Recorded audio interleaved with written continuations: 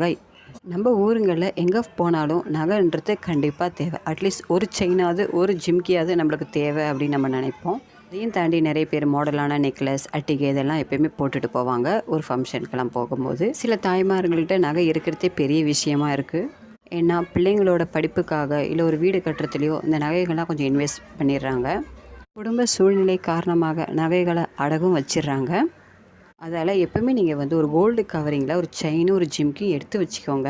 அதே மாதிரி ஒரு நெக்லஸும் எடுத்து வைங்க. இது என்னங்க எங்களுக்கு தெரியாது அப்படின்னு நீங்கள் நினைக்கலாம். நான் அதுக்கு சொல்லலை. 3 நகையும் நீங்கள் வந்து மாற்றாமல் வச்சுக்கணும். நீங்கள் அப்பப்போ இந்த கோல்டு கவரிங் மாற்றத்தால் இது கவரிங்னு சில பேருக்கு தெரிய வாய்ப்புகள் உண்டு. அதில் எந்த மாடலில் நீங்கள் செயின் எடுக்கிறீங்களோ, எந்த மாடலில் கம்மல் எடுக்கிறீங்களோ, எந்த மாடலில் நெக்லஸ் எடுக்கிறீங்களோ அதுவே நீங்கள் வந்து கண்டினியூ பண்ணணும். மோஸ்ட்லி எங்கேயாவது போனால் வந்தால் தான் யூஸ் பண்ண போகிறோம்.